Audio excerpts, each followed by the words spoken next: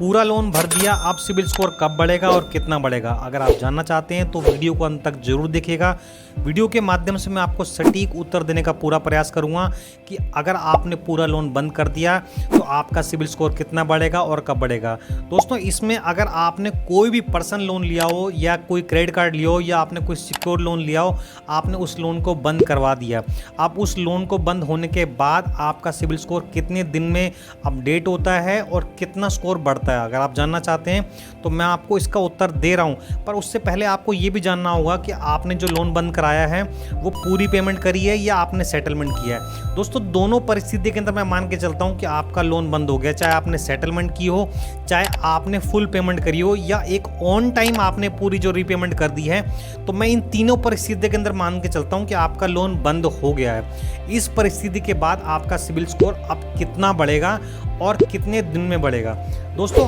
हम ये मान के चलते हैं कि आपने आज की डेट में आपका जो लोन वो बंद करा दिया, तो उसके अंदर जिस भी बैंक से आपका वो लोन था, चाहे आपने सेटलमेंट किया, चाहे फुल पेमेंट करी या आपका जो नॉर्मल ईएमआई वो क्लोज हो गई, तो जिस भी बैंक के साथ वो आपका लोन था उस बैंक के ऊपर निर्भर करता है कि वो उसको कितने दिन में अपडेट कराता है। यानी कि मैं उदाहरण के रूप में मान लेता हूँ कि एक्स बैंक से अगर आपने कोई लोन जो है लिया था वो आपने क्लोज करा दिया, तो वो बैंक उस लोन की जो इन्फॉर्मेशन है कि लोन बंद हो गया, इतने अमाउंट के ऊपर बंद हुआ है, सारी की सारी जो डिटेल है वो आपको सिबिल की वेबसाइट के अंदर कब अपडेट करता है, ये इसके ऊपर निर्भर करता है। जनरली जो है वो 15 दिन से लेके 1 महीने के बीच में ये चीज़ें अपडेट हो जाती हैं,